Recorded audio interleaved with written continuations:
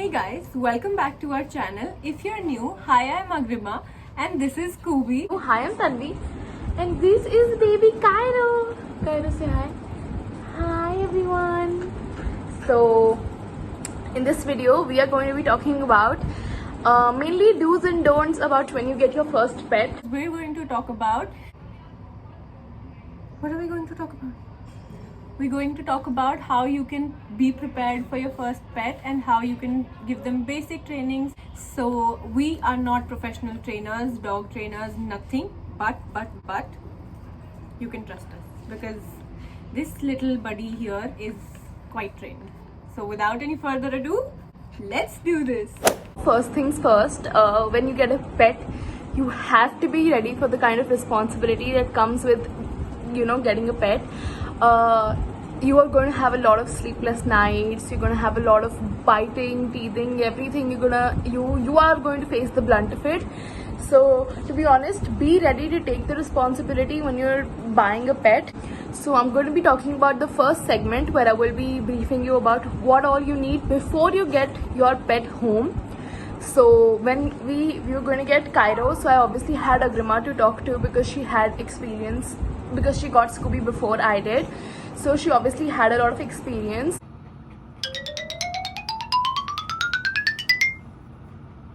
So she was my guide, and maybe we can be your guides when you get your puppy. So the first thing that is very important for you to have before you get your pup is food, because obviously food is very important. So for very small pups who are like a month old, my vet suggested me to buy Cerelac for him because obviously their digestive system isn't as developed as for bigger dogs.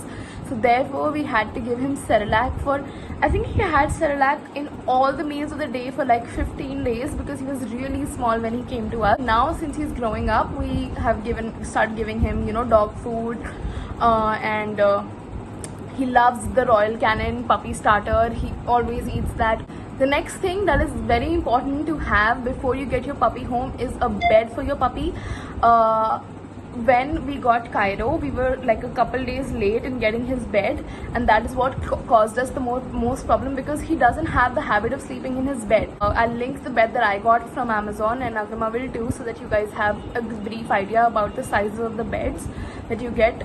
There's a variety of sizes, for smaller pups there's like a really small bed. For medium, there's like a medium sized bed, and for large dogs they're like big beds. So the next thing that is very important for you to have for your dog are wet wipes, because obviously when they're young, they're prone to catching diseases. If your dog like smells a little bit of mitti, he'll start sneezing because they're that sensitive.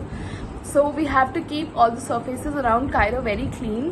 Whenever he goes out, you have to clean his paws with wet wipes. Whenever he pees, you have to clean his paws with wet wipes. So that's why, and also after eating food, we need to clean his face. So for all that, we use wet wipes.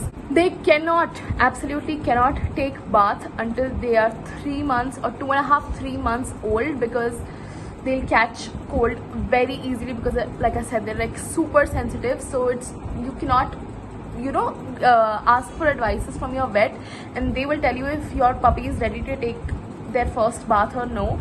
Toys are very important because whenever you get young pups, they're in the stage of teething and they will bite you, they will scratch you. So to prevent that, you should have all kinds of toys. Ropes and the tug of war toys are very, very good because dogs like to pull and push from their own side. You don't even have to do anything in that. So it's very important for you to have the tug of war and the rope. Next thing that I think is very essential for like whenever you have a pup is some treats and the calcium bones, because when your dog is very young, he's, like I said, he's teething and he obviously has calcium coming in him. So what Cairo did was he started eating our balls, and to prevent this, we went to the vet and he told us to get the calcium bones, which I think are very good because Cairo has stopped eating balls now. So they're like these much calcium bones. I think you can see it here. So they're very, very small. And also we have these treats for Cairo. They're like in multiple flavors and he loves the treats. And yeah, also another thing that I think you guys need before having a pup is pee pads. So since you cannot take your pup to go outside to pee and poop, they're obviously going to do it inside your house. And also, nobody learns in one day, so they're not going to learn. They're not going to be pee and poop trained in like 2 days. So it obviously takes a lot of time for get them to pee and poop trained. So what we did for Cairo is that we I think Agrima will cover this in her portion, but we whenever he used to pee outside or poop outside, we used to give him a treat. So that's positive reinforcement that he got to know that if I do this, I will get appreciated. So this is what we did with him. Another thing that you need before you have a dog is a poop scooper. We're obviously going to link everything in the description, so do not panic. So the poop scooper and a garbage bag or newspapers. So I don't know how to explain it's working, but it helps you in scooping the poop without actually touching it. Super beneficial, a must have again. You do not need a leash, and you do not need a collar, or you do not need a harness right this moment when you get your pet. Maybe after he's 3-4 months old, then you can think of investing in a leash and a harness. So this is all from mine and Cairo's side. So these are the very important essentials that you should absolutely have before getting your pup. See how big he is. Oh, he's very sleepy also.